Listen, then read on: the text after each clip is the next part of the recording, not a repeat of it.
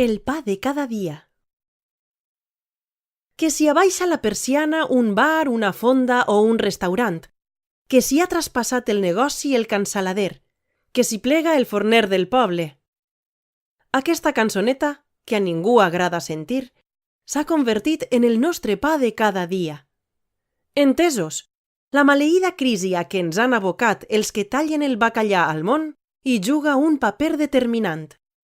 La gent no aguanta la pressió, les despeses socials no paren de pujar, els estalvis es mengen les tovalles, mentre els banquers que fa 4 dies ens perseguien per vendre'ns duros a 4 pessetes, regalar-nos préstecs i hipoteques, han fet fallida. Però el degoteig de xicotets negocis que tanquen portes respon sovint a causes que venen de més lluny. Els oficis en general i els de l'artesania alimentària en particular van per mal camí. La febre de l'or ha espentat aquestes darreres dècades a embruixar la joventut amb promeses d'estudis que els havien d'assegurar el futur. Algunes de les titulacions acadèmiques són, avui, paper banyat.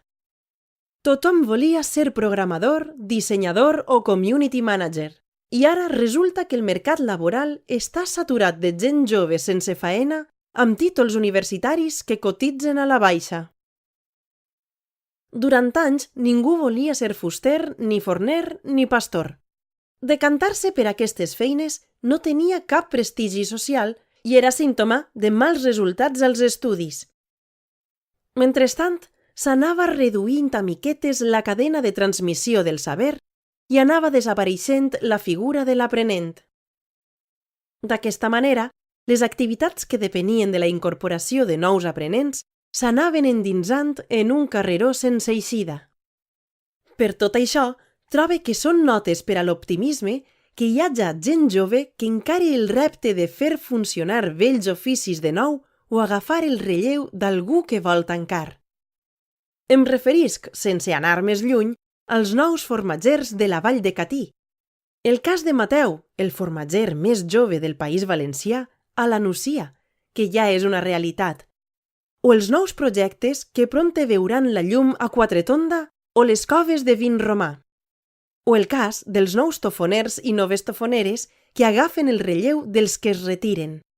O el popular pa que la família Mateu ha elaborat artesanalment des de ja fa un segle amb el segell dels Ibarsos a Castelló, que finalment ha evitat tancar portes gràcies al relleu de 2 nous joves forners. Ja sabeu, sense recanvi es perd l'espècie.